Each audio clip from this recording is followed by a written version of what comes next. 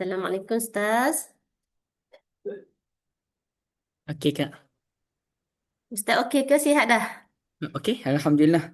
Alhamdulillah. Okay, Mm-mm. Ustaz, insyaAllah hari ini kita sambung kitab Fathul Bari jilid 1 kita dalam bab 33, muka surat 459 dengan tajuk bertambah dan berkurangnya iman.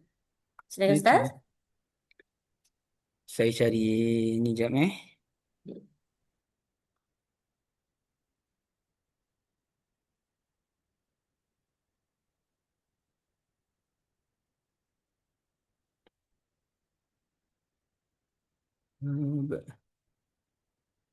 Ziyadatul iman wa nuqsanihi. Fathul Bari. Okey, Assalamualaikum warahmatullahi wabarakatuh. Alhamdulillah rabbil alamin. Wa bihi nasta'in ala umuri dunya waddin. Wassalatu wassalamu ala nabiyil amin wa ala alihi wa sahbihi ajma'in. Sekejap eh. سبحانك لا علم لنا إلا ما علمتنا إنك أنت العليم الحكيم لا حول ولا قوة إلا بالله اللهم انفعنا بما علمتنا وعلمنا ما ينفعنا وزدنا علما والحمد لله على كل حال ونعوذ بالله من حال أهل النار اللهم أغننا بالعلم وزينا بالحلم وأكرمنا بالتقوى وجملنا بالعافية رب اشرح لي صدري ويسر لي أمري واحلل عقدة من لساني يفقه قولي أما بعد.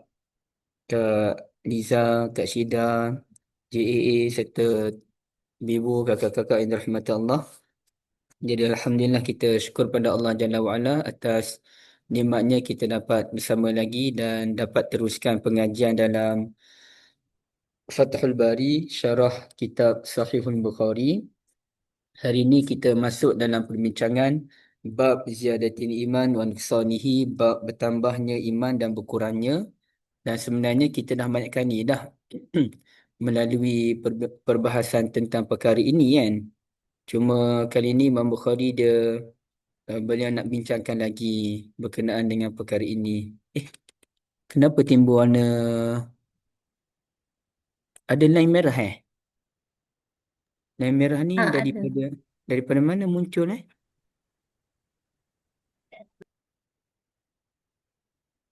Okey. Ada orang terconteng lah tu. Okey, so baik. Saya takut laptop saya rosak je. Tiba-tiba timbul lain-lain pula nanya aku. Okey, baik. Jadi, walaupun dah banyak bincang, tapi ada lagi lah perbincangan dia gitulah. Poin dia. Bab ziyadatil iman wa nusanihi wa qawlillahi ta'ala wa zidnahum huda. Itu dalam surah apa tu eh? Surah Al-Kahfi kan? Dalam dalam buku ni ada. Dalam buku ada kan? Innahum fitnatun amanu bi rabbihim wa zidnahum huda. Mereka adalah sekumpulan anak muda yang beriman dengan Tuhan mereka dan kami telah tambahkan untuk mereka petunjuk. Maknanya petunjuk tu dah ada, cuma tambah lagi petunjuk. Okey, macam pagi tadi Imam surau saya ni dia baca surah An-Nur ayat Allahu nurus sama itulah. Allahu nurus samawati wal ard dan kan ada ayat nurun ala nurin. Cahaya atas cahaya. Jadi cahaya tu dah ada dah, cuma nak tambah lagi cahaya. Wa yazdadal ladzina amanu imana surah Mudaththir ayat 31 dan kami dan sentiasa apa ni terjemah dia dan orang beriman. Hmm. Dan sentiasa bertambah orang beriman itu iman mereka. Maknanya orang beriman tu dah beriman lah kan? Orang beriman dah beriman. Cuma sekarang ni bertambah lagi iman mereka. Okey. Wa qala ta'ala al-yawma akmaltu lakum dinakum. Pada hari ini aku sempurnakan untukmu agamamu. Maknanya agama tu dah ada dah. Tapi kemudiannya disempurnakan. Faiza taraka syai'an minal kamal fahuwa naqis. Artinya kalau kita tinggalkan sesuatu yang sempurna, artinya kurang. Dia kurang tapi dia ada kan? Okey. Jadi sebelum itu, untuk memahami tentang tambah-tambah ni, apa kata kalau ibu-ibu sekalian kita bagi satu assignment lah. Assignment yang terus nak diselesaikan. Merujuk kepada surah Al-Mulk. Okey, better kita tengok terjemahan lah senang sikit. Terjemahan surah Mulk. Okey, dalam surah Al-Mulk ini cuba ibu-ibu lihat pada ayat yang ke berapa tu, ketiga. Allazi khalaqa sab'a samawatin tibaqa. Dia Allah telah menciptakan 7 langit secara berlapis-lapis. Sekejap ya. Okey. Ma tara fi khalqir rahmani min tafawut. Kamu tidak dapati pada penciptaan Ar-Rahman itu sebarang kekurangan pun. Farji'il basara hal tara min futur. Maka ulangilah pandanganmu. Dapatkah engkau melihat sebarang kecacatan? Okey, cuba ibu-ibu tengok pada perkataan farji'il basara. Farji'il basara. Fa maka irji'i ulangilah al-basar penglihatan. Maka ulangilah penglihatan. Okey, berapa kali kena tengok? Berdasarkan ayat tadi, berapa kalikah Allah Ta'ala secara zahirlah minta kita lihat kepada penciptaan langit-langit? Kalau tengok tafsirnya, tengok banyak kali lah. Tengok banyak kali pun tak jumpa kecacatan. Tapi kalau kita nak tengok zahir, berapa kali tu? Farji'il basara, maka ulangilah penglihatanmu, tengok ada tak sebarang kecacatan. Okey, satu. Yang keduanya, summarji'il basara karratain, kemudian ulang lagi tengok sebanyak 2 kali. Yang qalib ilaikal basaru khasi'an wa huwa hasir. Jadi berdasarkan ayat farji'il basara, kemudiannya sambung summarji'il basara karratain. Kemudian ulang lagi tengok 2 kali. Okey, jadi berapa kali sebenarnya dalam ayat ini? Kena tengok. 4 kali. Mungkin 4 kali. Terkejut saya banyaknya. Berkali-kali. Berkali-kali tu tak aci dah. Memang kena berkali-kali, many times betul-betul betul lah. Cuma saya nak tengok kiraan Zohir tu. 2 kali. Berapa kali? 2 kali. Kalau ikut ke 3 kali. 3 kali. Okey, ada kata 3 kali, ada kata 4 kali. Ada lagi tak yang lain? Okey, kita mula dengan Ibu Sharifah. Kenapa kita mula dengan yang sikit dululah, Bunda Azhar. Kali Kenapa saya tengok pertama. bonda Oh, saya tengok 3 bonda kali, macam 3 muka, kali. sorry, saya tengok bonda macam muka Kak Liza dah. Tertukar saya. Adik-beradik, lain bapa, lain mak. Okey. Okey, Bonda, kenapa Bonda kata 3 kali? Kan pertama sekali Allah perintahkan ma tara fi khalq. Sekejap ya. Dari ayat ketiga tu ada pandangan pertama dan kedua. Farji'il ulang yang kedua. Lepas tu pada ayat yang keempat sumarji'il lagi. arahan ketiga. Tapi bukan bermakna 3 kali tapi berulang-ulang kali. Jadi tapi yang asasnya 3 kali lah. Macam itulah. 3 kali. Terima kasih banyak Ibu Sharifah. 3 kali juga dah berbalik dah. Sebab yang ayat keempat tu kata sekali lagi. Pertama tengok, lepas tu tengok lagi sekali. Lepas tu ayat keempat kata tengok ulang lagi sekali lagi. Jadi 3 Okey. kali. Okey, 3 kali juga Ibu Sharifah tarik balik. Tarik balik. Ada jawapan lain? Tapi karota ini tu maksudnya twice. Okey. Jadi Kak So, Hajar kira berapa? Walaupun sekali lalu macam nampak 3, tapi pandangan yang sumar ji'ain itu dia jadi 4 lah. Jadi 4 kali.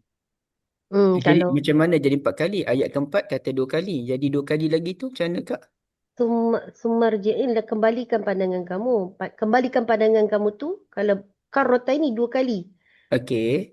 2 So kali. Yang 2 kali lagi? 2 kali lagi ke atas ni mataro 1. Kamu takkan nampak ada defect. Okey, lepas tu farji' 2. Maksudnya kembali ke pandangan kali pertama. Sumar tu selepas satu tempoh yang lain pula patah balik. Itu marji'i. Itu ketiga, tapi ketiga tu Allah suruh Mm-mm. karrotaini. 2 kali. Ah, Kasih ke Ajah, cuma saya rasa tak tepat kalau ke Ajah kaitkan dengan Matara. Matara tu benda lain. Mataro tu maksudnya yang the first finding kamu tu kamu tak akan jumpa tafawut. Maksudnya dah tengok Mm-mm. dalam tu sekali Ustaz. Tapi Matara Ah, tu dia lain lah. Dia cerita bukan dia suruh perintah. Kita nak tahu perintah tu berapa kali. oh perintah. Mm-mm. Ada jawapan lain lagi tak? Tak ada Saya rasa jawapan yang tepat dalam bab ini yang Kak Ajah sebut tu betul dah sebenarnya. Cuma nak kait dengan Matara tu dia konsep yang lain. Saya rasa jawapan yang tepat, bukan saya rasa, setakat yang saya baca jawapan yang tepat adalah 4 kali. 4 kali. Sebab apa 4 kali? Cuba ibu-ibu tengok balik pada ayat ketiga. Farji'il basara. Farji' ini maka ulangilah pandanganmu. Apabila kita sebut ulangi, maknanya dah ada tak pandangan sebelum tu? Dah ada. Dah ada. Maknanya dah tengok dah. Kemudiannya, farji'il basara, maka kamu ulangi balik tengok sekali lagi. Maknanya pada ayat ketiga tu, pada ayat farji'il basara, dah 2 kali dah. Okey, barulah summarji'il basara, kemudian ulang lagi tengok sebanyak 2 kali. Jadi semuanya adalah 4 kali. Jadi poin saya adalah, dia nak katanya farji' itu kembali. Benda tu kita kita tengok balik. Maknanya dah ada dah. Jadi dia benda dah ada, kemudian ada lagi, ada lagi. Itulah yang disebutkan. Inilah yang mahu disampaikan dalam ayat. Wazidnahum huda, kami tambahkan bagimu petunjuk. Artinya petunjuk dah ada. Cuma tambah. Wa yazdadal ladzina amanu imana, artinya iman dah ada. Cuma nak tambah. Al-yawma akmaltu lakum dinakum, itu menunjukkan agama dah ada. Cuma nak disempurnakan. Jadi Ustaz, kalau benda sempurna tu dia tak sampai level sempurna, dia jadi kurang. Tapi bukan tak ada. Ia hanya mengalami pengurangan. Okey, kita baca hadis. Silakan Bunda Azhar baca hadis. Ustaz, jap. Yang karrotaini tu saya pernah Mm-mm. jumpa dia bila dia ada sabdu, dia maksudnya dia bukannya confine 2 kali tu. Dia macam waqata'na yang potong jari. Apa ni knife party Nabi Yusuf tu kan, maksudnya banyak kali bila dia ada sabdu macam fakazzabna wa nazzalna, bila ada sabdu tu dia bukan 2 kali saja, betul ke Ustaz? Memang tafsirannya berkali-kali lah. Yang sebagaimana kita sebutkan awal tadi Kak Ajar. Maknanya tengoklah banyak kali, 100 kali ke berapa kali ke, takkan jumpa. Itu mesejnya. Cuma yang kita nak kiranya kaedah pengiraan secara zahir maksud saya. Secara tafsirannya memang banyak kali lah. Okey, faham. Secara zahirnya yang kita nak faham perkataan farji'i itu ulang-ulang tadi kan. Boleh Kak Ajar Okey, jelas Ustaz. Okey, terima kasih Kak. Okey, jom silakan Bonda Azhar. Saya baca yang awal, Bonda sambung. Wa bihi qala hadatsana Muslim bin Ibrahim, qala hadatsana Hisham, qala hadatsana Qatadah an Anas radhiyallahu an Nabi sallallahu alaihi wasallam qala. عن النبي صلى الله عليه وسلم قال يخرج من النار من قال لا إله إلا الله وفي قلبه وزن شعيرة من خير ويخرج من النار من قال لا إله إلا الله وفي قلبه وزن برة من خير ويخرج من النار من قال لا إله إلا الله وفي قلبه وزن ذرة من خير. Okey. Baca terjemahannya Bonda. Orang lainlah baca terjemahan. Silakan siapa yang nak baca terjemahan? Ibu Sharifah.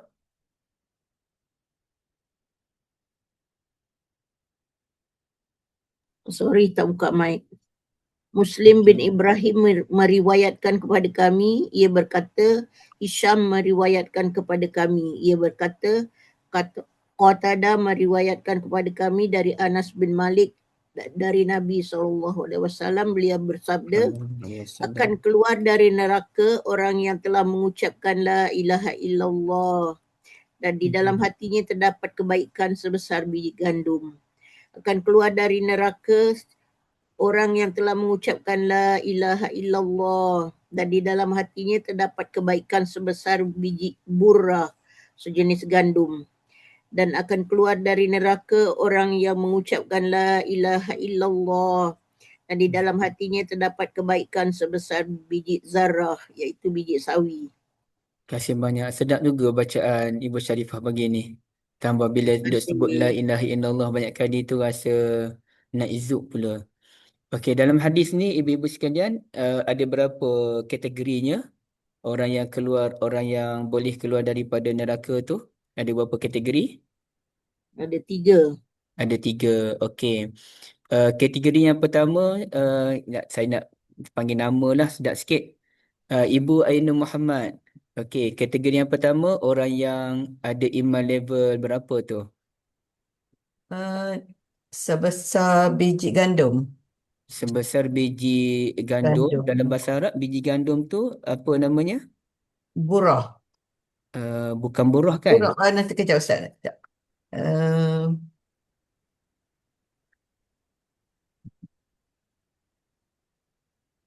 Gandum. Mana Ustaz? Burrah tu sejenis gandum. Sejenis gandum je, ya, faham. Ya. Cuba ibu tengok yang awal tu. Wafi Wa fi qalbihi waznu sya'iratin min khair. syairah kan? Syairah. Syairah. Okey, syairah. Kasih banyak ibu. Okey, kategori yang kedua Puan Azwa juga pula.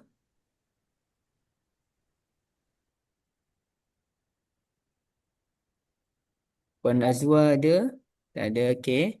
Ibu Faridah Latif. Yang kedua, iman sebesar apa?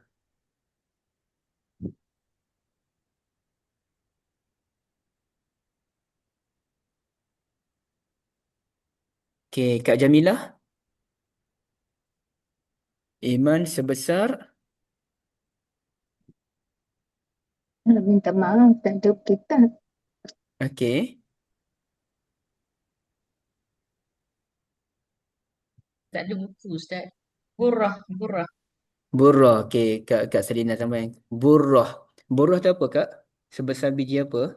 Gandum juga disebut sini. Sejenis gandum. Sejenis gandum. Sejenis lah. Dia sebenarnya kategori yang sama. Cuma dia gandum ni pun ada jenis-jenis dia kan. Ada syairah besar sikit. Ada burrah kecil sikit. Dan satu lagi kategori apa satu lagi? Zarrah. Zarrah. Biji Zarrah tu sawi. paling kecil lah kan. Apa Biji contoh sawi. di Quran yang ibu-ibu boleh bayangkan tentang zarrah?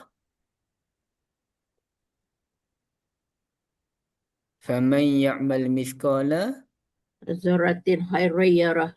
فَمَنْ يَعْمَلْ مِثْقَالَ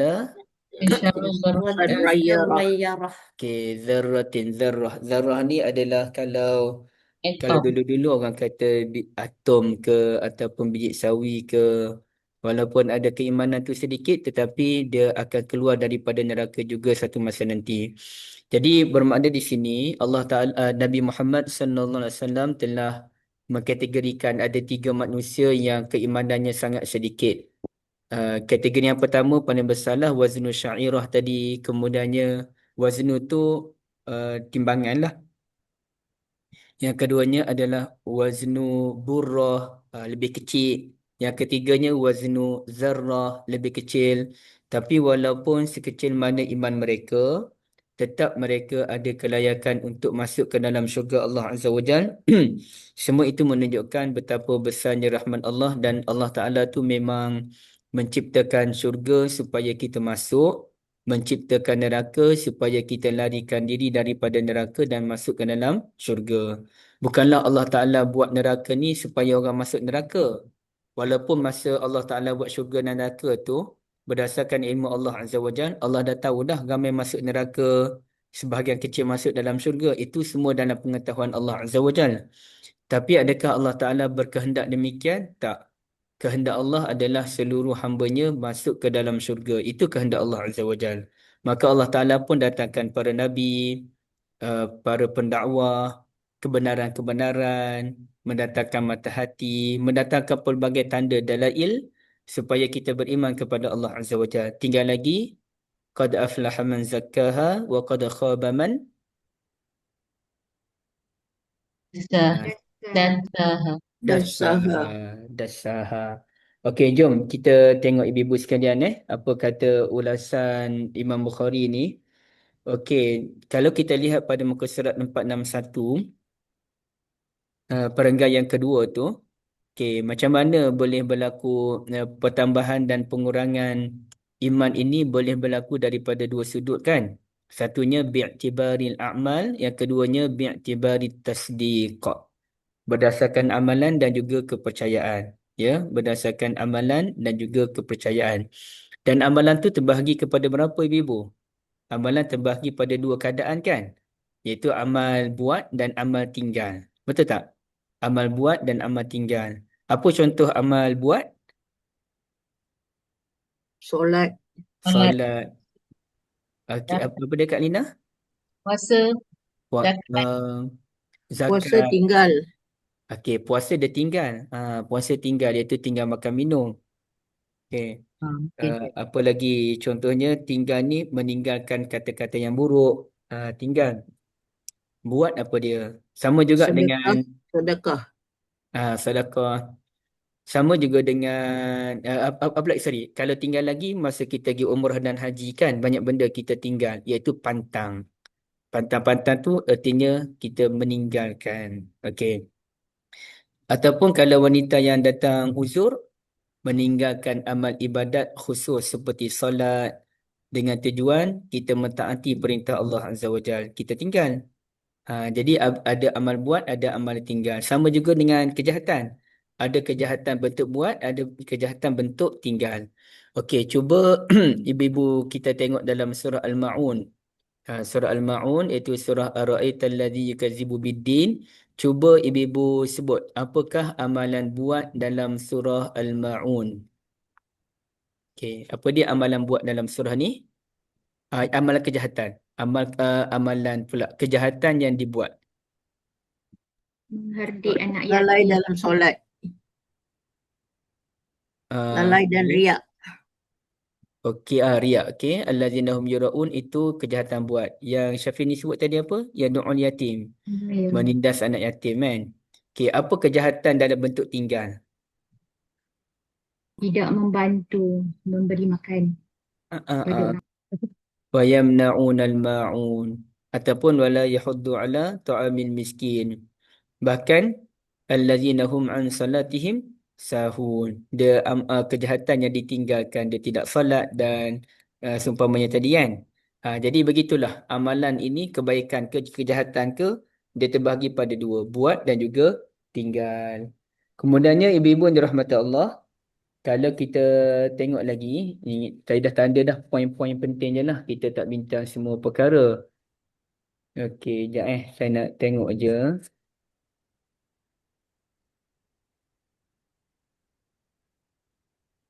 Okey, cuba buka muka surat 464. 464. Kat mana saya nak cari ni? Ibnul Arabi. Tak muncul. Ibnul Arabi. Tu macam ni. Okey. Kenapa tak ada ya? Sekejap ya, saya nak cari dia punya ni. Musa, Isa. Musa. Okey, jumpa ni nampak ni. Okey. Al-Qadhi Abu Bakar Ibnul Arabi. Sepatut ada lah Ibnul Arabi tadi.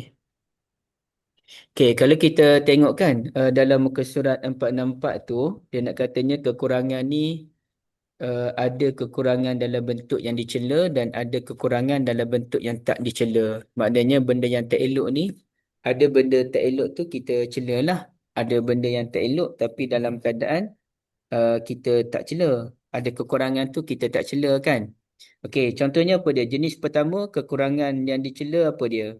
Iaitu atas dasar ikhtiar sendiri.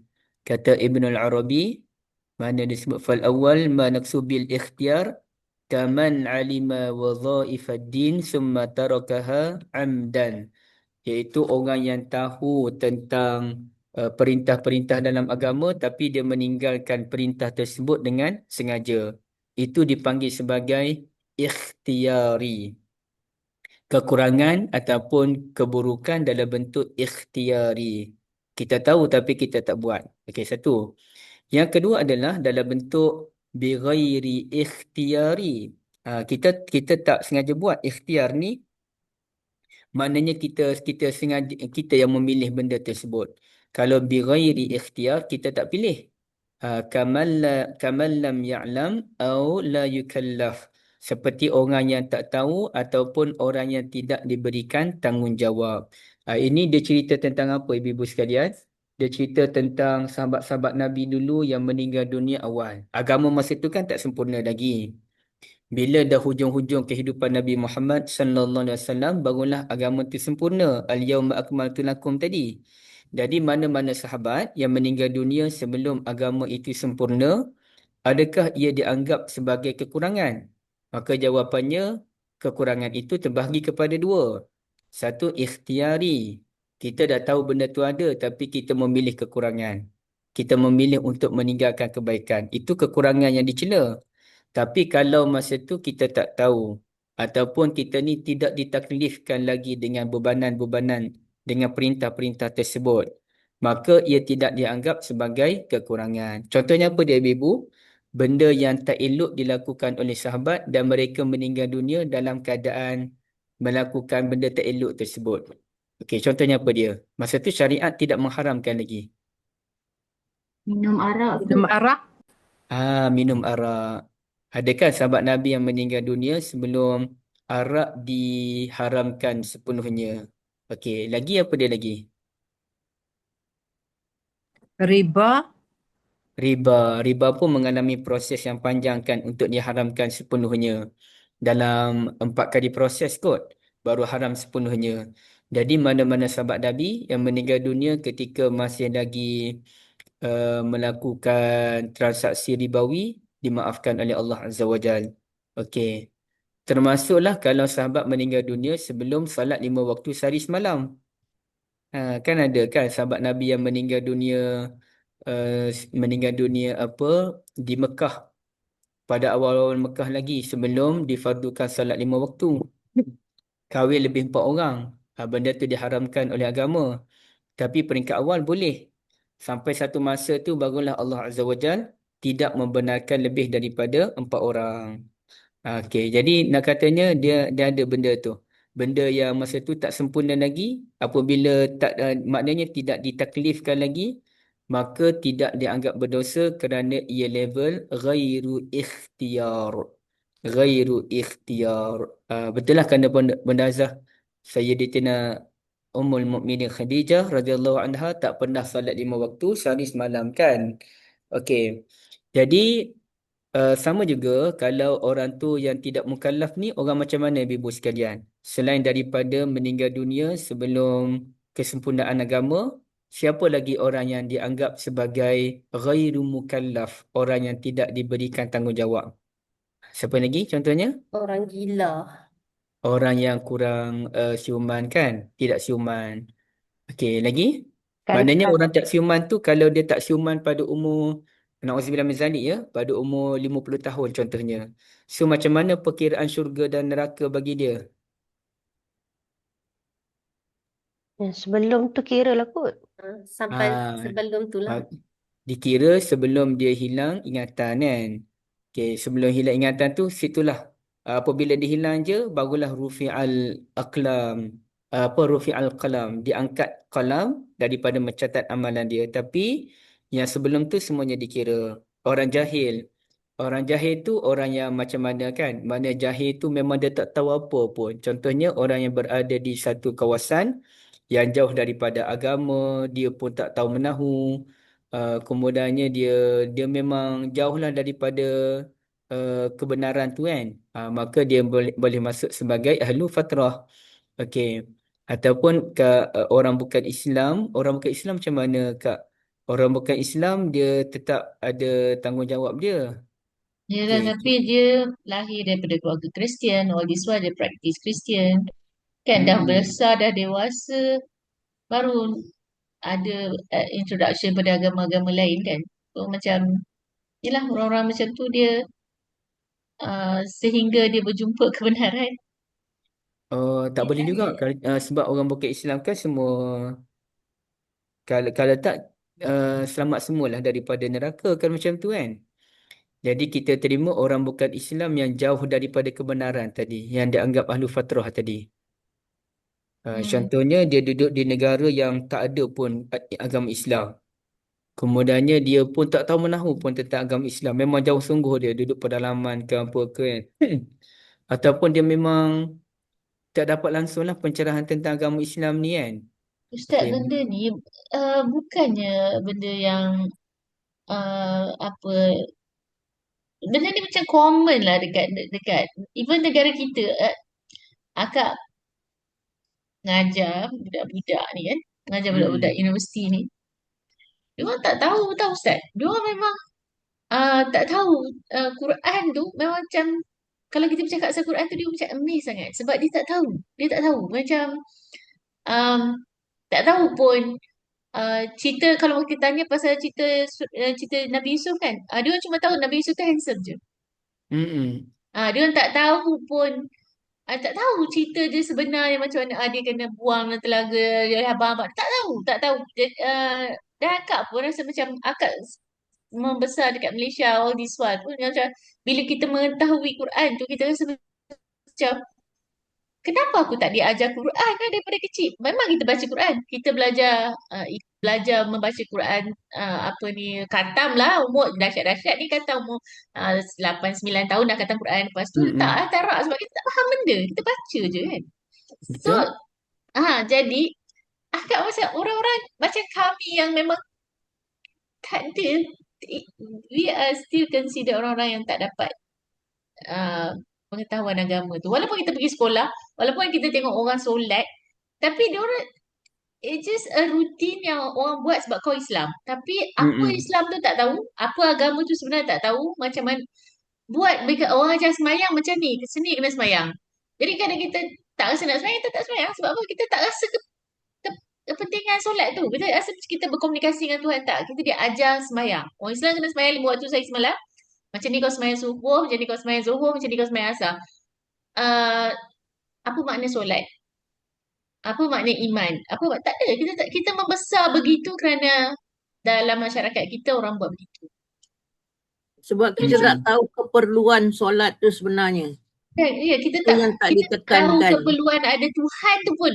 Jadi segi keimanan pun kita tak tahu keperluan ada. Kita tengok orang susah keliling kita kan, susah betul. Baik tapi susah. Kita macam, betul ke ada Tuhan ni? Macam itulah kan. So macam jadi akak masih consider orang macam ni jahil. Dan jahil itu disebabkan memang sistem pendidikan kita tak, kita memang kena hafal lah surah tu, surah ni untuk jawab exam apa semua. Tapi kita tak faham apa benda, kita hafal je sebab kita kena jawab soal exam. Kalau kan tak kena jawab exam, kita tak payah hafal pun tak apa. Dulu saya pun macam Kak Salina juga, tak puas hati bila cakap jahil tu maksudnya betul-betul jauh daripada sumber kan. Sebabnya yang dekat dengan sumber ni pun memang jahil. Memang jahil. Jadi bila cakap yang excluded yang boleh dapat pengecualian macam ni hanya orang yang duduk dekat pulau, tak ada akses mana-mana. Masalahnya yang duduk dekat maklumat-maklumat ni pun memang diorang tak faham. Jadi mungkin jugalah jahil tu boleh luas sikit lah. Wallahualam. Okey, saya ambil kira apa yang Kak Salina ulas, dan ada ulasan daripada Kak Ajah tu. Kena study lagi lah. Saya pun, kalaulah benda tu diperluaskan atas rahmat daripada Allah Azza wa Jal, saya lagi suka benda tu kan. Cuma tak berani nak ulas lebih je. Terima kasih banyak Kak Salina dan Kak Ajah. Harapnya Allah Ta'ala bukalah ruang untuk kita memahami dengan baik isu ini suatu masa nanti, insya-Allah.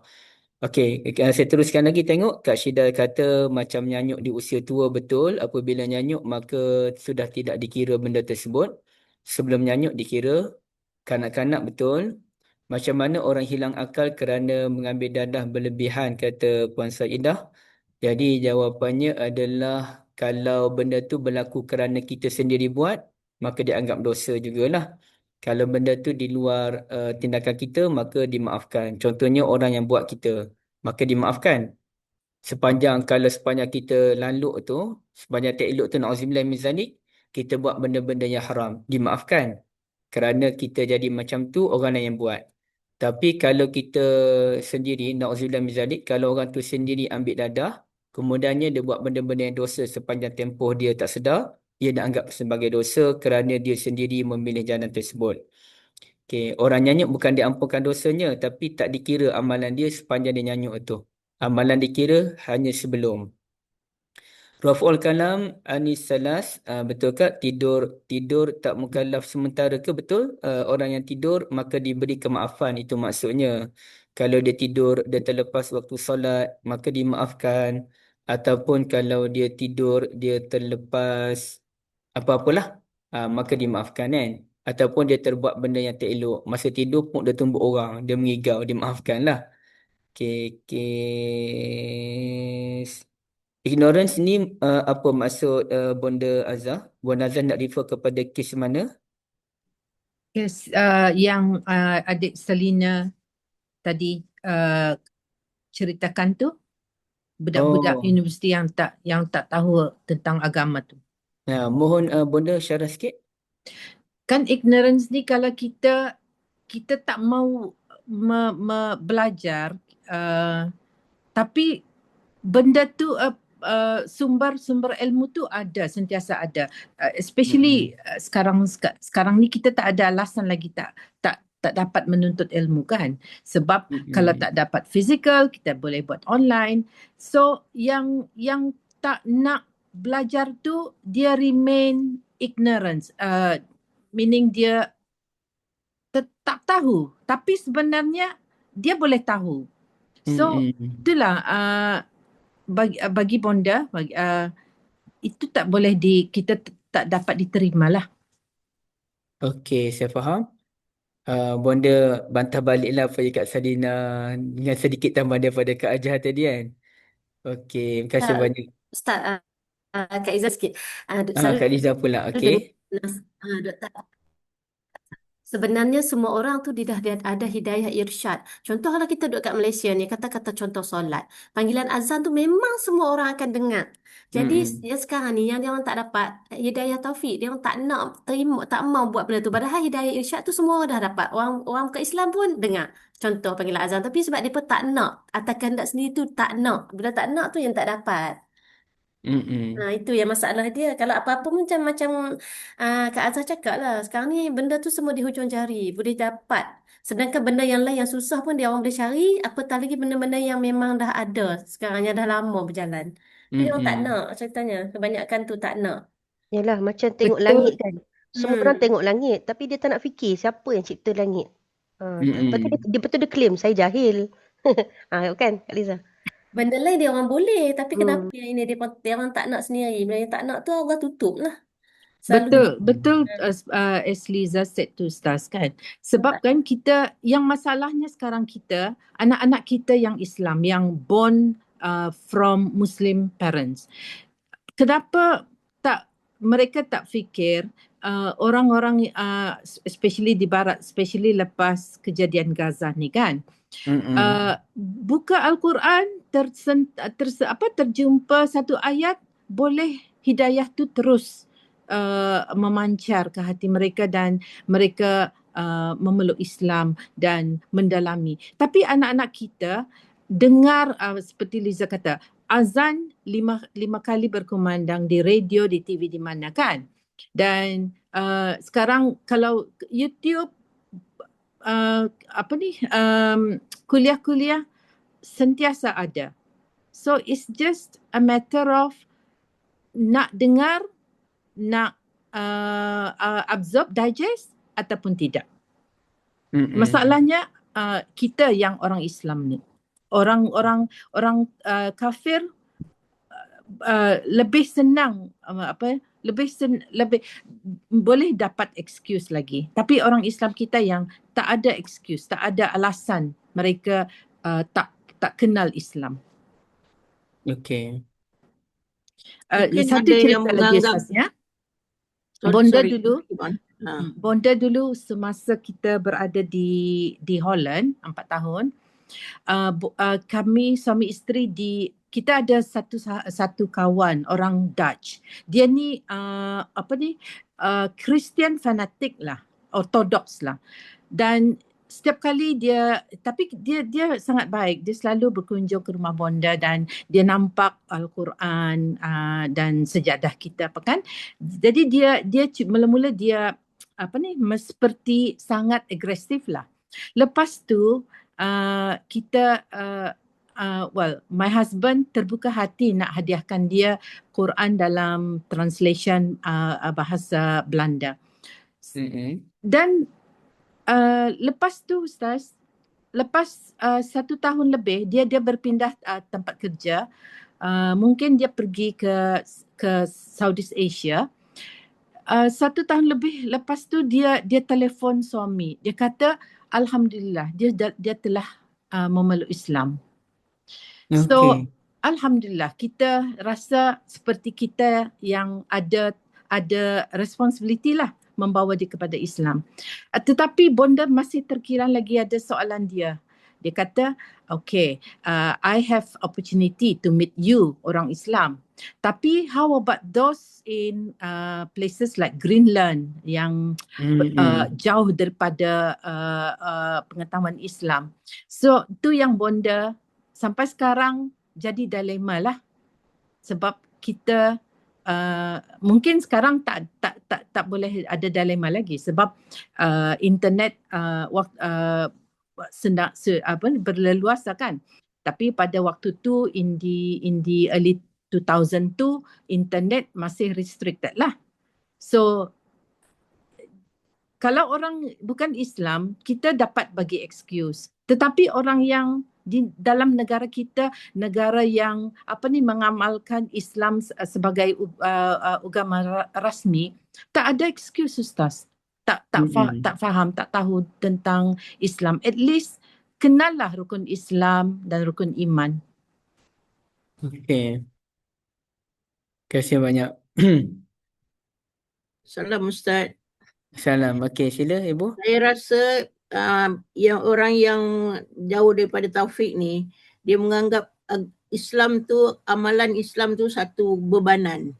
Nak kena solat, nak kena mengaji, nak kena dengar tazkirah apa semua. Saya pernah tanya seorang ni, dah berumur jugalah, kenapa tak solat? Dia cakap, nanti kalau saya minum, saya rasa bersalah. Kalau saya bergaul dengan bukan muhrim, saya rasa bersalah. Jadi hati dia macam tak sedap lah.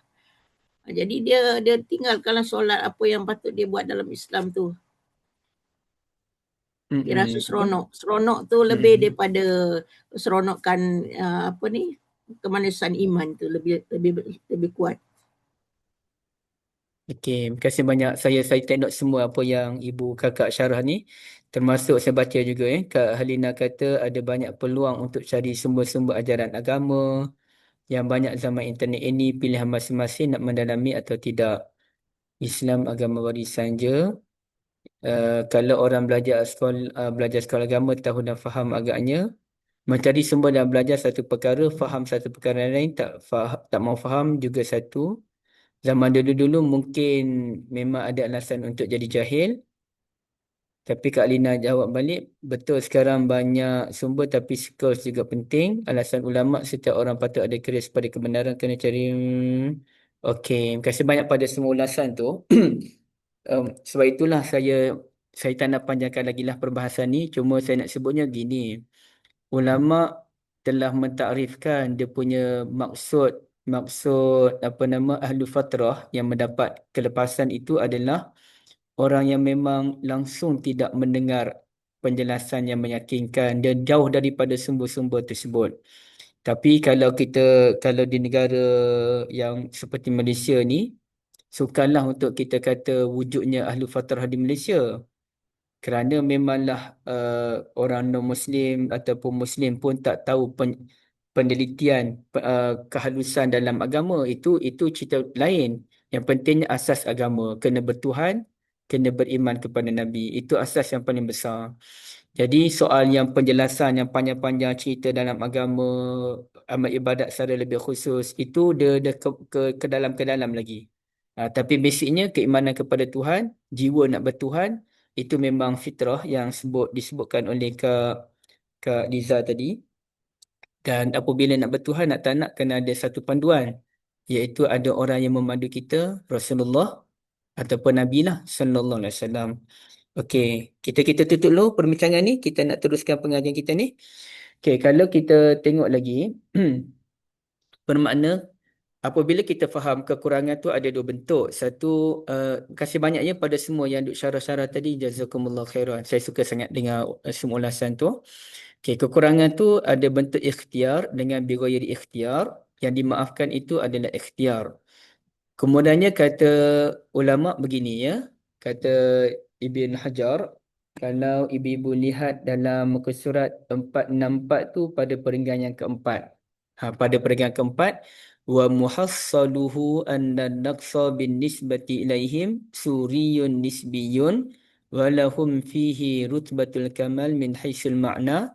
Kesimpulannya, yang sahabat Nabi meninggal dunia masih minum arak, masih beramal dengan riba, belum salat 5 waktu, belum puasa Ramadan, belum zakat lagi dan sebagainya, itu hanya kekurangan daripada sudut nisbi. Nisbi ni macam mana?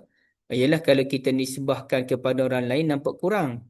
Tapi dengan keadaan mereka pada masa tersebut, ia sudah dianggap sebagai rutbatul kamal. Sudah sempurna dah. Cuma sempurna mengikut keadaan mereka pada masa tersebut. Ibaratnya budak-budak lah. Budak-budak yang meninggal dunia sebelum buat haji. Mereka kaya. Budak sekarang kan ada kan budak yang mencipta duit sampai jutaan pun duit. Orang Malaysia je pun. Okey.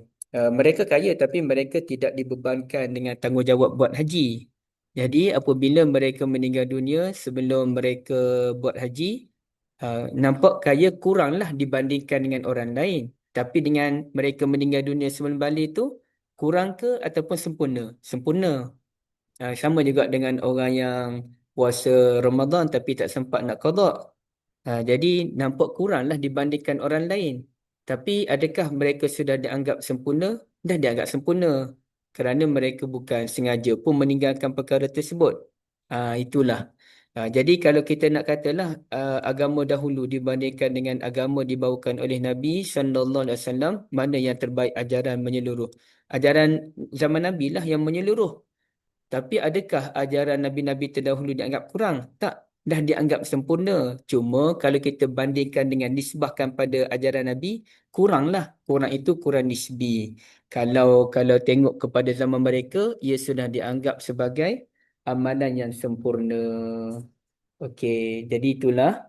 Jadi kemudiannya kita tinggal yang itu. Kita masuk ke dalam bab yang berikutnya, pada muka surat 467. Okey, 467.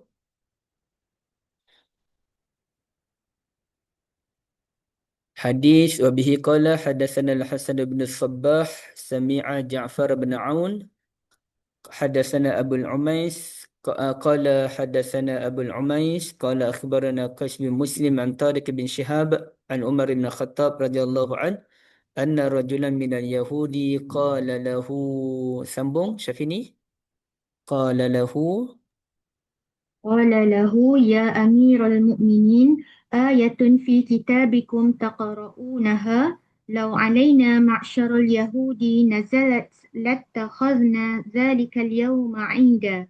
Okey, terjemahan dulu baru sambung. Seorang lelaki kalangan Yahudi Bahawa seorang lelaki Yahudi berkata kepadanya, Hai Amirul Mukminin, ada sebuah ayat dalam kitab suci kalian yang sering kalian baca, yang sekiranya ayat itu turun kepada kami kaum Yahudi, nescaya akan kami jadikan hari turunnya ayat itu sebagai hari Aid. hari perayaan kan? Hari perayaan. Okey, sambung baca. Qala ayyu ayah? Qala al-yawma akmaltu lakum dinakum wa atmamtu alaykum ni'mati wa raditu lakumul Islam dina. Terjemahan. Al-Maidah. Ayat apa itu? Tanya Umar. Ia menjawab, pada hari ini telah aku sempurnakan agamamu untukmu dan telah aku cukupkan nikmatku bagimu dan telah aku redai Islam sebagai agamamu. Al-Maidah ayat 3. Qala Umar, qad arafna dhalika al-yawm. Qala Umar radhiyallahu an. Qala Rabb, qala Rabb, qala Umar radhiyallahu an, qad arafna dhalika al-yawm والمكان الذي نزلت فيه على النبي صلى الله عليه وسلم وهو قائم بعرفة يوم جمعة. Umar berkata, kami tahu kapan hari, bila hari dan tempat ayat itu turun kepada Nabi SAW, iaitu saat beliau berdiri wukuf di Arafah pada hari Jumaat. Terima kasih banyak. Macam dalam TV dah aku dengar bacaan Syafini. Okey, terima kasih banyak. Bacaan Arab pun bagus, terjemahan pun bagus. Nanti Syafini kena belajar baca sikit terjemahan. Baca sikit terjemahan tu baru jelas. Kalau baca semua baru terjemah. Jadi kelang kabut pula. Ini terjemahan mana apa kan. Okey, ayat ini mengikut sebagian ulama adalah ayat terakhir dalam yang diturunkan dalam Al-Quran. Okey, itu ayat yang ketiga surah Al-Maidah. Panjang perbahasannya. Tapi kebanyakan ulama tak terimalah. Pandangan kebanyakan ulama, ayat terakhir diturunkan dalam Al-Quran adalah surah Al-Baqarah pada muka surat 247 kan. Itu pada ayat 282. Wattaqu yawman turja'una fihi ilallah. Summa tuwaffa kullu nafsin ma kasabat wa hum la yuzlamun. Ayat 281 saya silap. 281 ini merupakan ayat terakhir dalam beberapa hari lagi. Okay. Nabi nak meninggal dunia. Sedangkan ayat al-yawma akmaltu lakum tu dalam 2 bulan lebih. Seingat saya 2 bulan lebih sebelum kewafatan Nabi Muhammad sallallahu alaihi wasallam. Jadi orang Yahudi kata kalau kami hari turun ayat tersebut kami akan jadikan hari perayaan. Kalau kami lah kata orang Yahudi kerana ayat tu power kan. Kami sempurnakan untukmu agamamu. Nikmat pun dah selesai. Dan juga Allah Ta'ala redha Islam sebagai agama. Tapi Umar sebenarnya dia bagi jawapan. Ya? Umar bagi jawapan iaitu kami tahu bila dan di mana ayat itu diturunkan. Iaitu, bila ayat Quran tu diturunkan ibu-ibu? Wukuf ke Arafah. Hari Arafah. Iaitu 9 Arafah. Zulhijjah. Di mana tempatnya? Arafah. Di Arafah. Jadi maknanya ada dua lah kan. Dan memang Umar tahu ia berlaku pada hari Arafah dan di Arafah.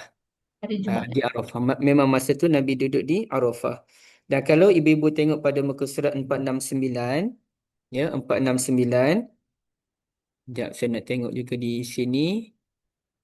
Okey, dia kata apa dia tu? Dia turun pada ukhrayat nahari Arafah. Pada hujung siang Arafah. Sore-sore tu siang lah. Petang. Pada hujung siang Arafah. Okey. Wa yaumul 'id innama yatahaqqaqu bi awwalihi, dan hari raya kan dikira lepas tu kan. Maknanya 9 Zulhijjah petang tu, dan bila masuk maghrib dah kira raya lah kan. Dah kira raya lah. Maka memang apabila turun ayat Quran ni memang dah jadi hari raya pun. Orang Yahudi kata kami akan jadikan ia sebagai perayaan. Realitinya memang ayat itu turun petang tu dan malam tu dah jadi perayaan dah pun. Jadi nak katanya Umar pun kata dah memang jadi hari raya pun untuk kami. Ayat itu ayat yang besar. Ia bukannya ayat kecil-kecil. Okey. Dan ada satu maklumat yang lain, dia kata bukan sahaja dia turun pada hari Arafah, bahkan hari Jumaat. Nazalat yawma jumu'atin yawma Arafah wa kilahuma bihamdillahi jalla wa ala lana idun. Kata Umar radhiyallahu an bahawa ia turun pada hari Jumaat, pada hari Arafah, dan kedua-duanya alhamdulillah bagi kami adalah hari raya. Hari Jumaat adalah hari raya, hari Arafah pun adalah hari raya, dan itu kita jumpa dalam hadis riwayat Tirmizi. Nazalat fi yaumi idain yaumi jumu'atin wa yaumi Arafah, pada dua perayaan, hari Jumaat dan juga hari Arafah. Jadi memanglah kita kita tak kata itu Haji Akbar ya, sebagaimana dakwaan orang. Kalau 9 Zulhijjah jatuh pada hari Jumaat, itu adalah Haji Akbar. Kita tak terima kaedah tersebut. Tapi kalaulah hari Arafah bersamaan dengan hari Jumaat, memang besarlah kedudukan kerana ia dua hari raya. Yang itulah yang saya Kak Salina dapat pada haji yang lepas tu, 2022 tu. 9 Zulhijjah jatuh pada hari Jumaat masa tu. Alhamdulillah lah atas nikmat yang besar tersebut. Tapi kita setiap minggu ada hari Jumaat. Tinggal lagi kita buat tak buat je. Kalau saya pun bukan rajin sangat. Okay, tapi maknanya peluang tu memang sentiasa ada pun. Okay, jadi di sini memang sudah jadi hari raya. Wallahu ta'ala alam. Kita sambung dalam hadis yang berikutnya ibu iaitu babuz zakah minal Islam. Bab zakat termasuk daripada Islam, tuntutan Islam, atau kita sebut ruknul Islam, rukun Islam. Okey. Wa qawluhu jalla wa ala wa ma umiru illa liya'budullaha mukhlishina lahuddin, dan aku tidak perintahkan melainkan mereka kena sentiasa mengabdikan diri kepada Allah dengan mengikhlaskan kepadanya, hunafa, cenderung kepada kebenaran, wa yuqimus salah, dan mereka sentiasa mendirikan salah, wa yutuz zakah, mereka sentiasa menunaikan zakah, wa dzalika dinul qayyimah, demikianlah ajaran agama yang lurus dan meluruskan, ya, agama yang meluruskan. Okey, komen di Facebook, Allah Ta'ala bagi kita pilih, Allah Ta'ala bagi kita pilih jalan hidup. Kalau kita pilih jalan yang benar, kita akan berusaha keras berusaha ke arah yang baik. Jika kita pilih jalan yang salah, datanglah ayat-ayat kebenaran, kita tetap menjauhkan diri dari jalan yang benar, kan? Betul? Nak 1000 daya, tak nak 1000 dalih, kan? Okey, hadis ni menarik. Antara hadis yang best dibahaskan. Panjang perbahasannya kalau kira. Tapi kita bukan nak tengok semua perbahasan yang panjang lebar tu lah. Okey, saya mohon ibu-ibu sekalian untuk sama-sama membaca hadis ini sikit seorang. Okey. Wabi qala hadatsana Ismail qala hadatsana Malik bin Anas an abihi Abi Suhaib bin Malik an abihi annahu sami'a Talhata bin Ubaidillah radhiyallahu an yaqulu jaa rajulun radhiyallahu an ila Rasulillah sallallahu alaihi wasallam min ahli Najd. Seorang lelaki datang jumpa dengan Rasulullah sallallahu alaihi wasallam. Lelaki itu daripada ahli Najd. Sambung ke Liza. Ta'irar ra'si yusma' dawiyu sawtihi wala yufqah ma yaqulu hatta dana fa idza Okey, huwa berhenti situ terjemahan dia. Lelaki yang datang dari kat mana Ustaz? Okey. Seorang laki-laki dari Najd datang menemui dari Rasulullah Najd ni. sallallahu alaihi wasallam. Dari Najd. Najd kan Najd Ustaz. Dia tu J, J-E-P. Dia macam ni, dia Jim tu baris mati. Najd, Oh, Najd Najd. gitulah. Seorang laki-laki dari Najd datang menemui Rasulullah sallallahu alaihi wasallam dengan rambut yang acak-acakan. Apa tu? Apa Ustaz? Rambut acak-acakan. Rambut dia terpacak kan.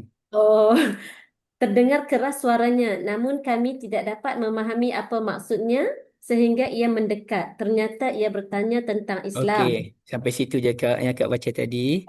Okey. Ibu Balkis sambung. Ibu Balkis ada buku? Ada. Okey, silakan Ibu. Sambung dari mana ya Ustaz? Faiza huwa. Faiza huwa.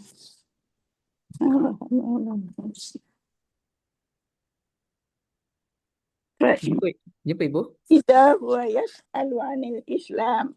Faqala Rasulullah sallallahu alaihi wasallam. Sallallahu alaihi wasallam. Watin fil yaumi wal lailah. Faqala hal alayya qairuha. Qala la illa an tata'am. Baca macam ni Ibu. Qala la illa an tatawwa. La illa an tatawwa. Okey, terjemahannya Ibu silakan.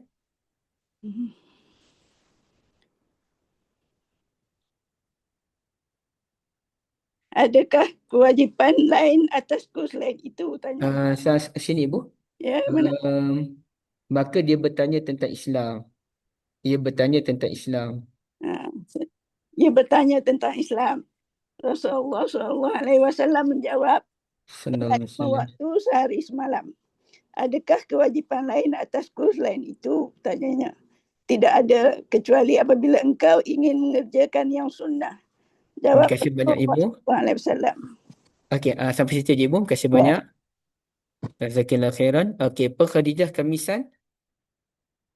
Sambung. Ada buku ke Pak Khadijah?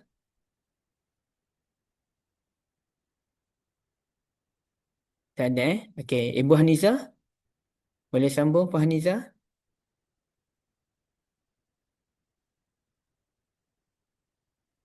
Tak ada buku Ustaz. Okey, tak apa, tak apa. Siapa yang ada buku boleh baca? Nak dengar suara orang lain pula. Saya ada Ustaz. Ibu Umrah, sila Ibu. Qala Rasulullah sallallahu alaihi wasallam Sallallahu alaihi wasallam. wa siyamu Ramadan. Qal hal alayya ghayruh? Qal la illa an tatawwa'a. Oh, sedap Ibu baca. Jadi, okey. Jawab Rasulullah sallallahu alaihi wasallam. Rasulullah melanjutkan, dan berpuasa di bulan Ramadan, adakah kewajipan lain atasku selain itu? Tanyanya. Tidak ada kecuali apabila engkau ingin mengerjakan yang sunnah. Lepas tu saya nak minta ibu-ibu semua baca supaya lama-lama semua akan tahu lenggang-lengguk bacaan hadis tu. Lidah tu jadi lembut. Kalau tak, lidah tu macam keras je nak baca kan. Okey, sambung Kak Salina. Qala qad fa'adbara sini Kak. Wa zakara lahu Rasulullah. wa zakara lahu Rasulullah sallallahu alaihi wasallam Sallallahu al-zakah. Qala al-zakah, betul? Al-zakah. Qala hal alayya ghayruha? Qala la illa an tatawwa'. Okey, terjemahan.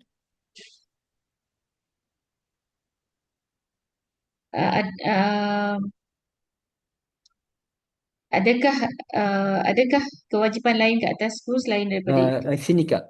Lalu Rasulullah menyebutkan zakat. Okey.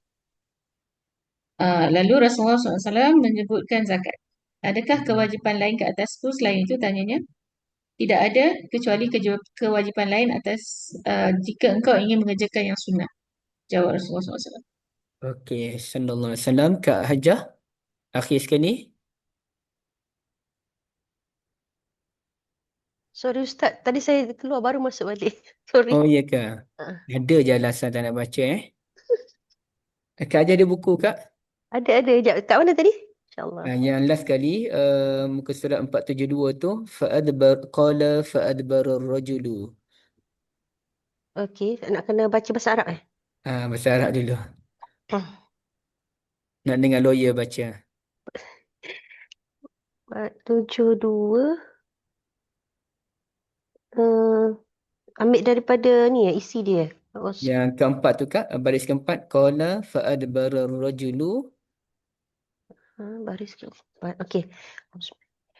Qala fa'adbara ar-rajulu wa huwa yaqul wallahi la azidu ala hadha wa la anqusu. Qala Rasulullah sallallahu alaihi wasallam. Sallallahu alaihi wasallam. Aflaha in sadaqa. Okey, terjemahannya Kak, yang bawah sekali tu, laki-laki itu lalu berpaling. Laki-laki itu lalu berpaling sambil berkata, demi Allah, aku tidak akan menambah atau menguranginya. Rasulullah bersabda, beruntunglah ia jika benar. Saya baru nak kata baca macam lawyer, betul-betul. Wallahi, demi Allah. Sedap Kak baca, memang sedap. Barakallahu fikum. Semua bacaan sangat bagus. Bermula dengan Ibu Balkisnya, Ibu Umrahnya, Kak Sadina, Kak Ajah. Yang awal-awal tu Kak Liza kan. Termasuklah bonda. Ustaz, memang dalam hadis tu memang Kalau macam dialog tu memang dia buat 2 bracket macam tu eh? 2 bracket macam mana Kak? Oh, yang dalam Ke, kurungan tu. dalam kurungan tu memang Betul Kak. kalau Mm-mm. kita baca buku hadis memang dia akan dalam 2 kurungan macam tu eh? Yang kurungan-kurungan tu buku ni lah yang buat. Sebab kalau kita baca, yelah sebab buku-buku hadis tu macam kita baca akak lah kan, kalau baca macam baca Quran lah pula jadi. Dia tak Betul jadi lah Kak. macam conversation. Sebab kita sebenarnya dia tak jadi conversation tu sebab kita tak faham maksud je. Ya.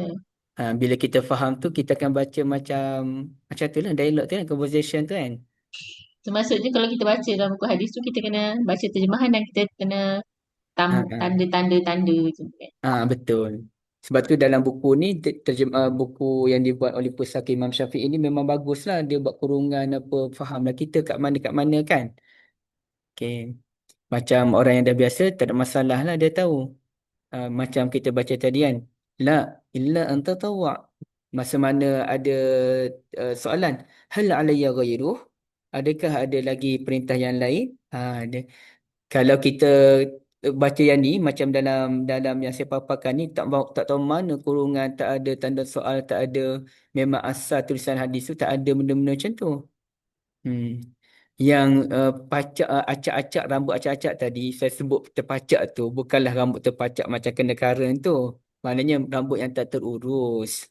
Dia datang daripada jauh dengan debu-debunya, rambut kusut masainya. Itulah maksud sairar ra'si. Rambut Tak, dalam keadaan tidak ini terurus. ini bacaan Uh-uh. ini bacaan macam apa? Bahasa Arabiah ya. Kan bahasa Arab apa yang formal kan. Ini bahasa Arab yang Fusha. formal. Fusha. Ini Fusha. bahasa Arab Fusha kan. Ni yang kita baca. Mm-mm. Sebab kan anak akak yang Kak lihat tu belajar bahasa Arab. Dia belajar bahasa Arab kat sana kan. Mm-mm. Lepas tu itulah masa akak pergi ziarah dia. Bila masuk dalam kereta, dia cakap dengan orang tu mana kita nak pergi. Cakap bahasa Arab. Bahasa Arab dia Mm-mm. belajar kat universiti lah. Ya, Lepas tu dia kena marah Ustaz. Akak rasa macam orang ni marah ni kan. Lepas tu anak akak diam je kan. Lepas tu tapi dia faham cuma dia marah. Lepas tu akak tanyalah dekat dia what's wrong. Lepas tu dia kata dia kata dia marah tu dia kata tak ada orang cakap macam tu dekat sini. Dia kata lepas tu dia kata daripada dia cakap macam tu baik awak cakap bahasa Inggeris dengan saya. Dia cakap bahasa Inggeris dengan akak. Awak cakap ya Allah. Akak kata dengan dia. Kalau macam tu awak kena marah universiti sebab anak saya belajar kat universiti dia orang ajar macam ni. Awak kena marah kat universiti lah kenapa ajar anak saya macam ni. Dia mana tahu saya kata kan. Lepas tu dia kata dia marah lah. Dia tak bagi kita cakap macam ni. Marah. Sebab dia memang kalau orang belajar Mesir kan Kak dia memang belajar bahasa Arab pasar sebelum pergi ke Mesir tu. Dia anak akak kat Riyadh dekat Saudi. Betul, kalau Mesir ni dia kalau saya nak cerita yang Mesir tadi kan, kalau Saudi pun dia ada bahasa Arab pasar juga. Jadi macam kita lah, kita cakap korang gimana? Dia orang, jarang kita sebut mereka kan. Dengan Jadi kita kalau kita tengok orang tu bukan orang Malaysia, maksudnya orang luar, dah tak bercakap dengan kita bahasa baku lah kan, cakap bahasa baku. Kita tak adalah marah dia. Kan kita pula driver taxi kan. Dia driver taxi kan. Kita yang datang. Dia pula marah kan. Tapi Dia marah lah kat macam Rasulullah ni memang sembang formal ke? macam ni. Itulah soalan akak tu. Ni bahasa Arab Quraisy ke ada ke? Dia orang bercakap macam ni ke sebenarnya ke Sayyidina Umar dia orang cakap macam ni ataupun tulis je macam ni? Nabi memang cakap formal. Dan antara orang yang cakap formal adalah Arab Badui. Arab Badui adalah orang Arab yang menjaga kefasihan berbicara. Sebab itu apabila Imam Syafi'i rahmatullahi alaih nak belajar ilmu, beliau tinggal di kampung Bani Fuzail dalam tempoh lama juga sebab nak belajar bahasa Arab Fusahah tu. Sebab tu kalau dalam tafsir Quran, antara cara nak memahami tafsir Quran ni, mereka belajar syair jahili. Syair jahili tu yang guna bahasa Arab pure tu. Itu sebab anak-anak macam Rasulullah sendiri pun dihantar ke Bani Sa'dah tu kan untuk disusukan untuk Selain daripada disusukan untuk belajar bahasa, sebab tak nak bagi campur dengan orang Mekah tu. Orang Mekah dia bahasa campur, bahasa pasar kan. Tu kan. Dia orang hantar ke kampung-kampung untuk dapat bahasa Fusha. Tapi kan macam di Malaysia ni, kampung-kampung tak cakap sorry, internet problem. Tak sama lah, orang kampung kita Okay, cakap sorry, internet macam-macam. problem. Tapi orang kampung kita pun tak adalah cakap Fusha kan. Tapi Ah. nak ceritanya kalau kita ibaratnya macam ni lah. Kalau kita nak faham bahasa dialek negeri betul-betul, sama ada negeri Kelantan, Terengganu, kat kampung tu lah yang betul-betul purenya. Kalau saya orang Kelantan pun, saya tak faham bahasa Kelantan yang betul kecuali kena dengar cara orang kampung cakap. Dia punya lenggang-lengguk dia. Saya sendiri, saya tak terror. Saya faham, tapi saya tak terror nak cakap Kelantan yang betul-betul pure Kelantan. Kecuali kena pergi ke kampung, dengar dia cakap macam mana kan. Macam Perak juga, nak cakap pure Perak tu kena duduk kawasan dia. Ibaratnya begitulah, kalau nak cakap bahasa Arab yang fasih, pada zaman dahulu mesti duduk di kawasan kampung. Dan Nabi memang jenis cakap bahasa fasih. Semalam saya ada baca satu kitab, Al-Ijazul Lughawi fil Quranil Karim wa Sunnatin Nabawiyah. Okey, ijaz bahasa dari dalam Quran dan juga sunnah Nabi. Dia persebut Nabi ni merupakan orang yang a'rabaha, paling Arab percakapan Nabi. Kemudiannya Nabi ni orang yang afsahaha wa abyanaha, orang yang paling fasih dan paling jelas sebutan. Kemudian Allah Ta'ala bagi Nabi satu lagi kelebihan, Jawami'ul Kalim. Jawami'ul Kalim ni cakap meringkas tapi maknanya luas dan difahami dengan begitu cantik oleh orang lain. Jadi itu kehebatan Nabi lah, Jawami'ul Kalim tu kan. Nabi pun sebut, aku diberi kelebihan Jawami'ul Kalim. Contoh Ibu, minta maaf ya, saya campaign sikit. Tapi ini yang saya tulis lah berkenaan dengan poin-poin tersebut. Contohnya ini, perkataan Imri'in ni kan. Hadis Nabi kita baca, wa innama likulli imri'in ma nawa. Saya tak pernah dengar ulama syarah benda ni, ibu-ibu sekalian. Kecuali setelah saya baca kitab tu semalam. Kenapa Nabi kata wa innama likulli imri'in? Imri'in ni seseorang. Kenapa Nabi tak kata wa innama likulli fardin? Fardin pun orang. Wa innama likulli insanin. Wa innama likulli muslimin. Kenapa Nabi tak guna perkataan fardin, muslimin dan sebagainya? Tapi Nabi guna perkataan imri'in. Ada perbahasan bahasa di situ. Dia punya belah-belah nanti ibu boleh tengok. Sama juga kalau kita tengok yang ni. Mana yang minta maaf ya. Maksud mata mengalir ini. Antara 7 golongan yang mendapat perlindungan tu antaranya fafadat ainahu. Maka mengalirlah kedua matanya. Kenapa tak sebut mengalir air mata? Kenapa Nabi kata mengalir kedua mata? Rupanya ada keindahan bahasa majaz akli yang digunakan oleh Nabi Muhammad sallallahu alaihi wasallam. Jadi itulah contohnya. Kita tak boleh nak nama, kita memang tak boleh habis hadis ni pada hari ni. Sebab hadis ni saya nak bahaskan dengan tenang. Tenang tu maknanya saya tak nak kalut-kalut habiskan segera di sini kan. Nanti ada masa kita sambung balik. Boleh tak Kak Liza kita berhenti awal sikit pada hari ni? Boleh Ustaz. Nanti kita ulang balik bab 34 ni kan Ustaz? Betul.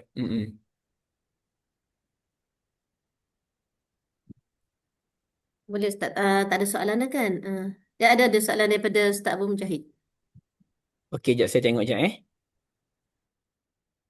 Okey.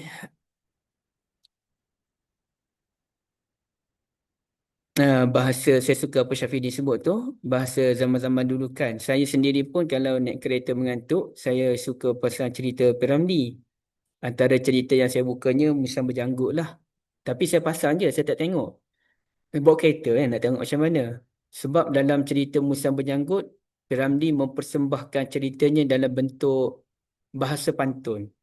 Banyak bahasa pantun. Terutamanya masa orang jahat tu datang pinang apa nama tu Saadiah tu saya lupa dah. Jadi di situlah dia berpantun-pantun tu. Jadi saya suka dengar. Saya ni jenis peminat bahasa. Saya pantang tengok kamus bahasa Melayu je. Mula geram nak beli. Saya ada kamus etimologi bahasa Melayu di rumah. Kamus asal usul bahasa. Itu keluaran DBP. Memang saya jenis tengok kamus dia geram. Okey. Fanaizah betul. Sekarang ni saya pun cuba belajar. Tak sebut diorang. Saya sebut mereka sekarang ni. Dia memang ibu-ibu. Nanti saya tak nak guna dah perkataan korang, diorang tu. Tapi bukan senang lah. Okey, Abu Mujahid kata berkenaan lokasi Najat yang ditafsirkan sebagai ulama kata Iraq, kata tanah tinggi di Arab Saudi, bla bla bla bla tu no comment. Abang Mujahid, Abu Mujahid, saya no comment. Nantilah kita bincangkan datang insya-Allah. Barakallahu fikum.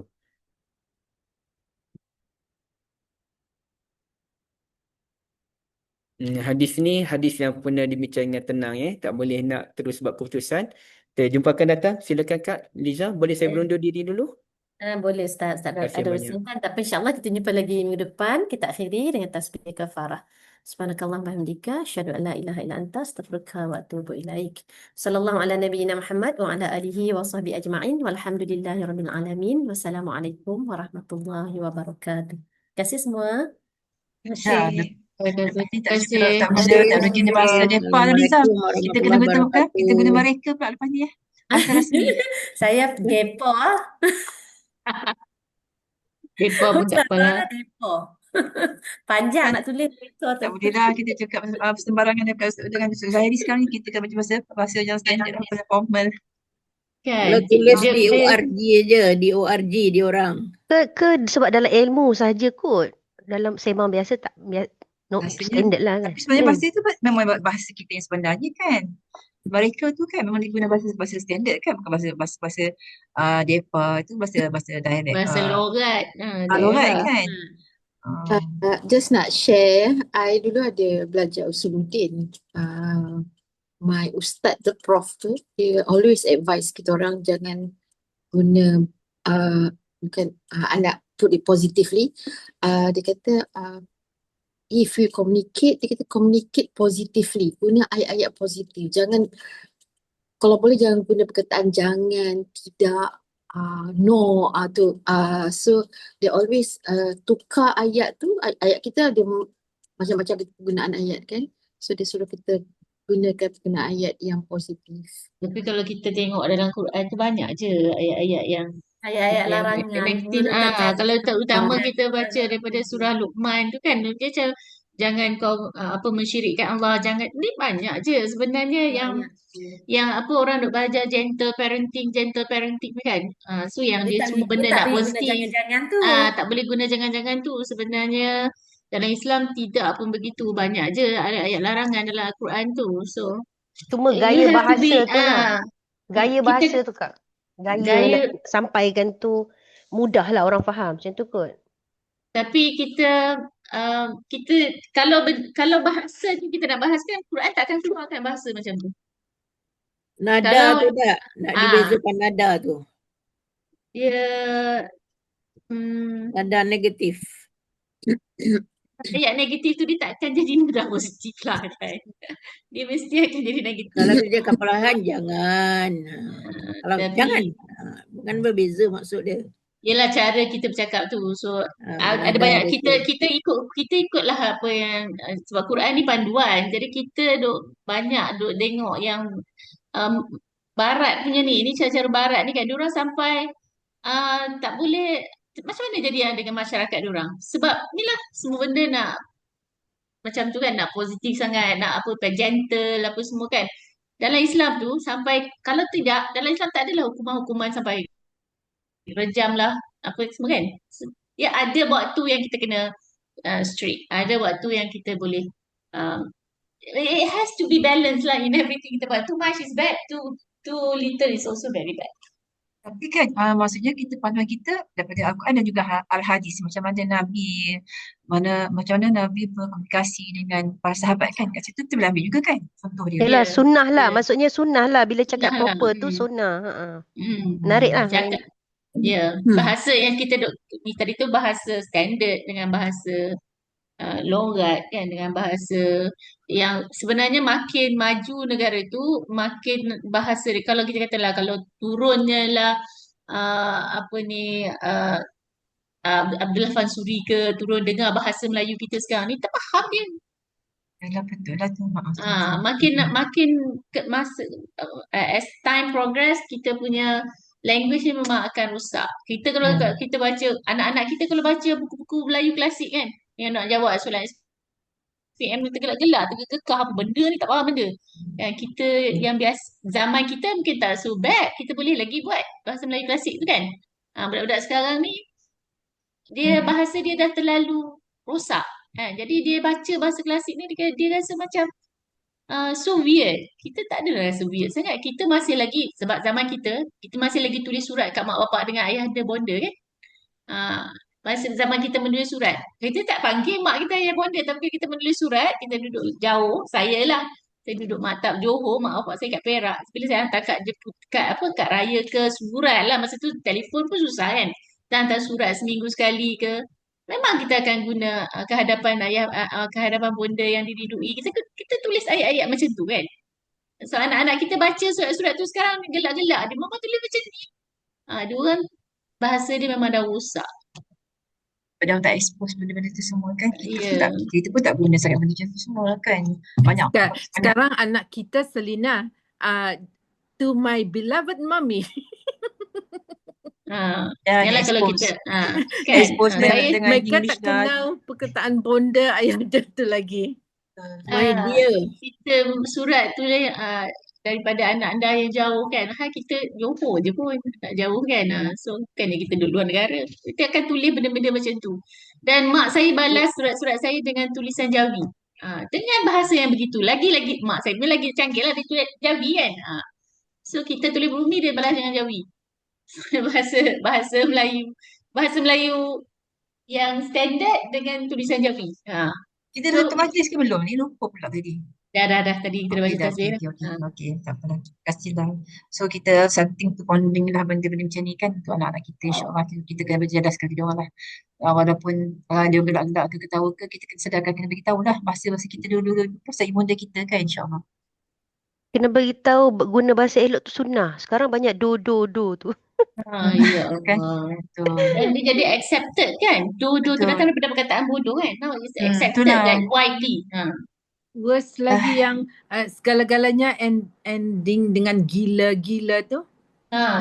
Ada saya terima satu video kena forward. Satu ustazah tu dia komen lah kenapa instead of saying sedap gila, sedap Allah, cantik Allah, elakkanlah guna gila-gila tu. Masya Allah kan, subhanallah. Tak nak guna dah budak-budak tu. Dia baru-baru ni student saya tegur saya, dia cakap, oh susahnya dah kalau nak jadi menantu madam ya macam ni. I was like, kenapa? So dia cakap, yelah semua benda kena subhanallah, kebenaran kena Masya Allah. Sebab saya selalu saya tak sedar, kita biasa guna kan. So macam bila budak-budak tu buat sesuatu yang Masya Allah kan, saya akan sebut sebab kita dah biasa guna. So kita tak secara tidak sedar kita gunakan selalu. So budak-budak ni yang datang kelas pakai skirt kan, yang pakai skirt yang rambutnya color, yang lelakinya bertindik, pakai kan budak-budak ini KL tu kalau datang tengoklah, memang tak faham benda pasal agama ni. Kalau yang kali datang you dah starter lah kan, at least kan. Sampai dia cakap macam tu, saya macam kenapa? Saya kata susah nak kalau nak jadi menantu madam. Saya kenapa? Yelah semua benda kena Masya Allah, semua ada benda kena Allah. Kita kena biasakan dari rumah lah macam tu gayanya kan. Kita kena biasakan dari rumah. So saya memang kesian budak-budak saya tengok kan, diorang memang tak tahu macam-macam. Tapi bila saya kenangkan saya dulu pun mungkin saya rasa I was like that kot dulu kan. So I just like my younger self kot tengok diorang sekarang kan. I was like, I pun tak tahu juga dulu until I have children myself. So I would consider sebelum tu I jahil. Sebelum I betul terdedah dengan Quran, I was jahil. Walaupun I puasa, walaupun sembahyang, tapi jahil. Tak tahu agama Islam tu sebenarnya apa kan. Sebab kita buat agama itu sebagai benda buat. Orang buat, kita buat lah. Thank you for sharing, Zarina. Betul. InsyaAllah so kita sama-sama usahalah kan. Macam kami masih belum terlambat lagi lah untuk kata. So jadikan benda tu formal dekat dalam rumah. Cakap benda-benda yang baik lah kan. InsyaAllah. Okay, Kak Azhar kan kita kan insyaAllah kita sambung besok pula dengan sesi sirah bersama dengan Ustaz Pemanis insyaAllah. Okey, terima kasih semua. Terima kasih Assalamualaikum. semua. Waalaikumsalam warahmatullahi wabarakatuh. Assalamualaikum warahmatullahi wabarakatuh. Waalaikumsalam warahmatullahi wabarakatuh. Waalaikumsalam warahmatullahi wabarakatuh. Jumpa lagi esok insyaAllah Kak Azhar ya besok tugas. InsyaAllah. Assalamualaikum warahmatullahi wabarakatuh. Waalaikumsalam.